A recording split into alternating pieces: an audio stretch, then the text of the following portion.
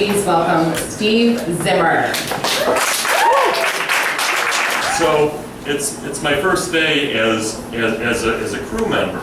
I step aboard, and another crew member sees me and says, "Welcome aboard." Unfortunately, we're not on a boat.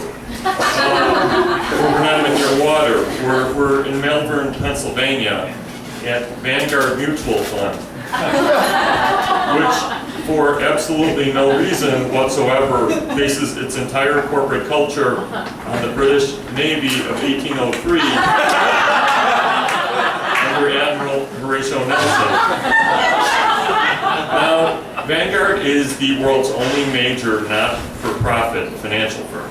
And, well, actually, TIAF is pretty big, but those are the only two. And it's a beacon of decency in that industry.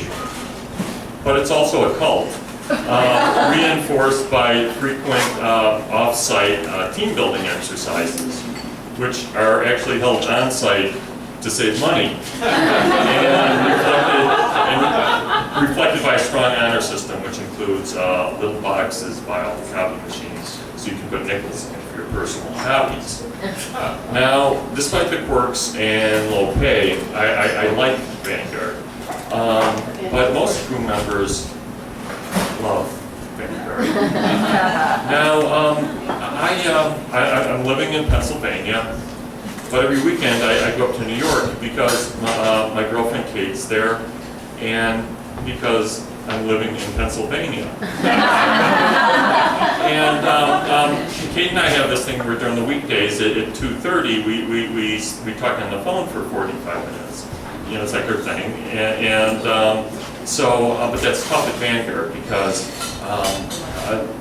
Melbourne's in a PA's in a valley, and so there's bad cell phone reception, and I can't make many personal calls from my queue, or even from a conference room, since you have to punch in your ID to use the phone. So that's Vanguard problem number one. Problem number two is something called Swiss Army. Every employee at Vanguard, including the CEO, has to spend 6 hours a month doing customer support on phones. And now, on phones, you know, sometimes my personality is slow to emerge. And I also, from having worked at the Federal Reserve, you know, suspicious of the U.S. financial system, and also I'm just kind of pessimistic in general. So sometimes with customers, I'm really negative, and you know, say things like, well, you know, it's your money, and which leaves them, you know, frightened and confused, but mostly angry. And so one day I get an idea of how to solve both the calling Kate problem and the Swiss Army problem. Now, when you're in the Swiss Army, you can press the little blue button to take a break, and you know, they keep track of it. But then, as soon as you press the little blue button to get off the break, you get the first incoming call. So if Kate and I time it just right, she can call in just as I come off break, and I can give her customer support. So one day, you know, we try it, you know, 2:38, she calls in and we connect. And now, the thing is, Vanguard monitors the phone calls, so we have to pretend like, you know, we're speaking about investments. So this at first, this is kind of fun because, you know, there's like, you know, a lot of homonyms that are pretty funny and sexy. But ultimately, there's something about polite investment support language that encourages a level of emotional brutality that would be unthinkable with normal language. And so, you know, when there's, you know, she'll be like, well, I've been unhappy with this, you know, about a year and a half. I invested a lot in this one stock, and you know, it's not very stable, and it's been underperforming. And I'll be like, I see. Well, you know, I'm looking at your investment history, and you know, it looks like, you know, compared to, you know, looks pretty good compared to your previous holdings. Especially as you approach retirement age.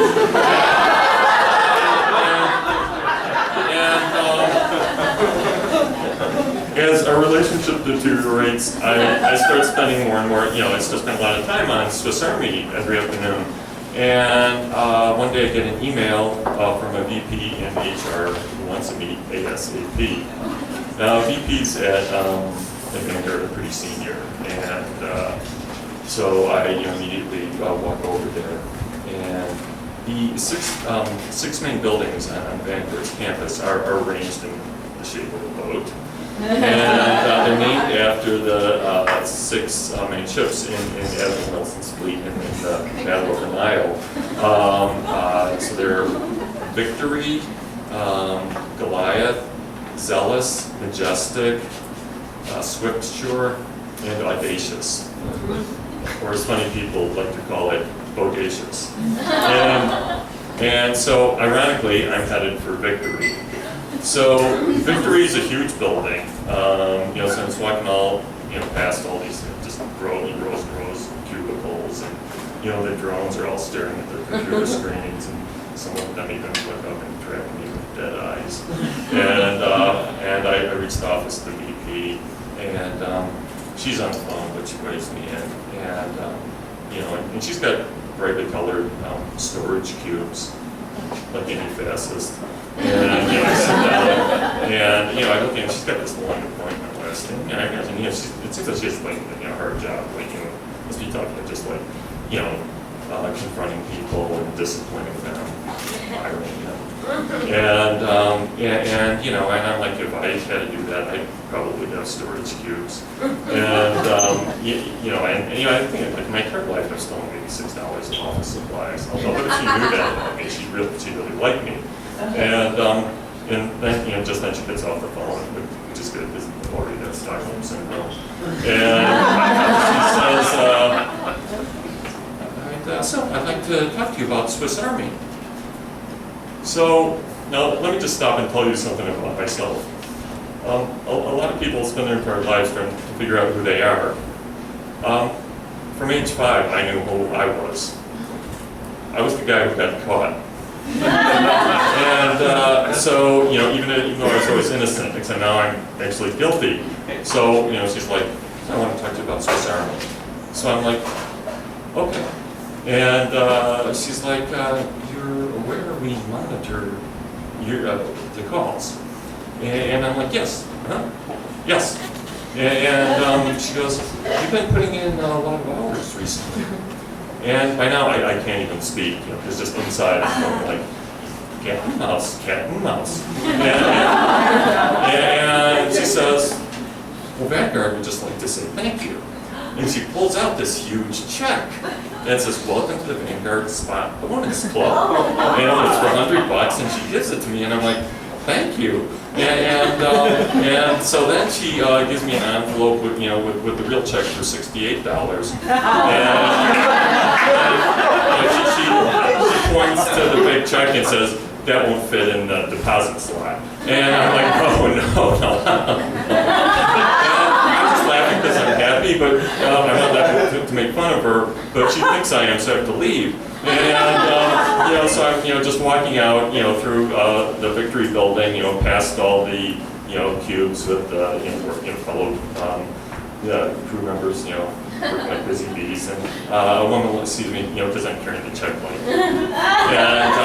and this makes eye contact and smiles at me, and I smile back, and for a brief moment, I love Vanguard.